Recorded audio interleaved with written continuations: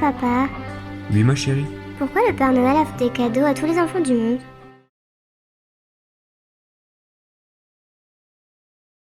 Je vais te raconter une petite histoire, ma chérie. Il était une fois l'histoire d'un couple, le père et la mère Noël. Ils vivaient simplement, ils étaient heureux de vivre ensemble au quotidien. Lui était bûcheron, il travaillait beaucoup, c'était un métier difficile. Sous les chaleurs de l'été comme sous les froides bourrasques de l'hiver, il travaillait dur pour maintenir ce bonheur dans son foyer.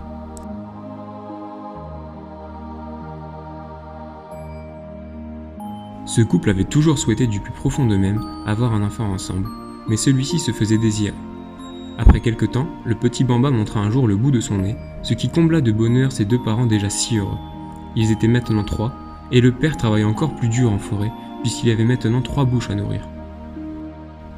Seulement, au bout de quelques mois, leur enfant tomba gravement malade. Ils remuèrent ciel et terre pour le soigner, mais malheureusement, après quelque temps, leur enfant succomba à sa maladie.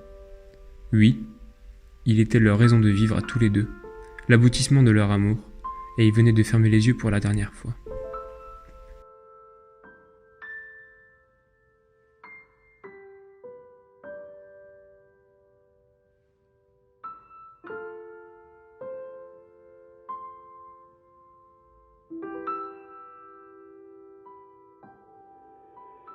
Les pires moments de leur vie commune commencèrent. Il tomba dans l'alcoolisme, elle tomba dans la dépression. De voir son mari dans cet état ne l'aidait pas, et ne trouvant pas de solution pour le venir en aide, elle se décida à partir, à l'abandonner, lui l'homme qu'elle aimait tant, mais non sans lui écrire une dernière lettre.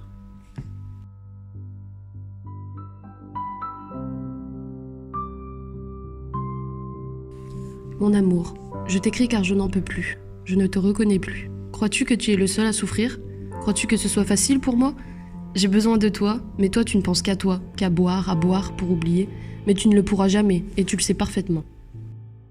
C'est ensemble que l'on doit faire face. Ensemble nous étions tout, et cette histoire nous a brisés. Nous ne sommes plus rien aujourd'hui. Notre fils est mort. On s'est battu pour avoir un enfant, et aujourd'hui il est mort, mais tu ne peux pas rester ainsi. Nous ne pouvons rien faire de plus pour lui. Malheureusement, c'est comme ça.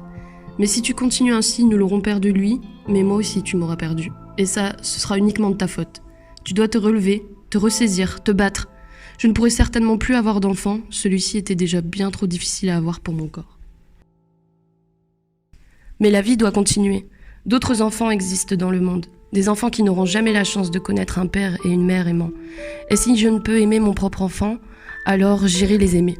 Ils ont besoin d'amour, d'un amour que seuls des parents peuvent leur donner. Ce soir, je pars.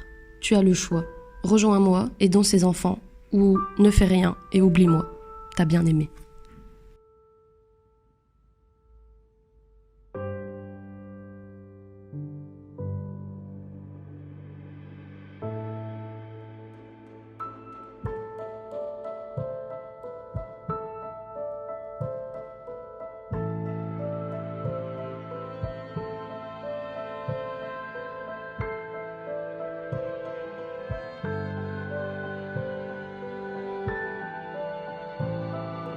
De rage, il prit la première bouteille qui passa sous sa main, s'apprêta à la boire, et puis, il suspendit son geste.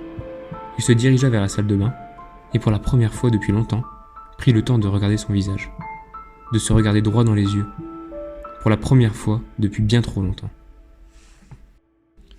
Qui suis-je? Je ne me reconnais pas. Que suis-je en train de faire? Il est parti. Elle est partie aussi. Ils m'abandonnent tous, les uns après les autres.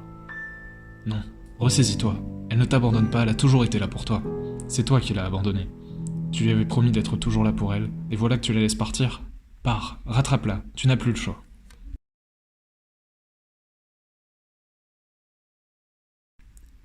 Il prit alors ce qui lui restait d'énergie pour rassembler tout l'amour qu'il ressentait pour son épouse.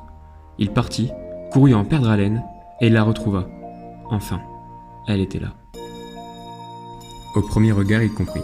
Non, elle ne l'avait pas abandonné.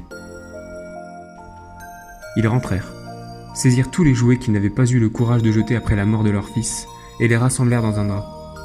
Ensemble, ils chargèrent leur dos de tous ces jouets, et, ensemble, ils partirent en ce soir de décembre, à la rencontre des enfants d'un orphelinat proche, pour leur donner ces jouets qui n'ont leur place qu'auprès des enfants. Et c'est ainsi que chaque année, au mois de décembre, ces deux parents partent à la rencontre des enfants du monde entier. Ils leur rappellent ainsi qu'ils ne seront jamais seuls et que, quelque part, ils auront toujours deux personnes qui les aimeront comme leurs propres parents, le Père et la Mère Noël.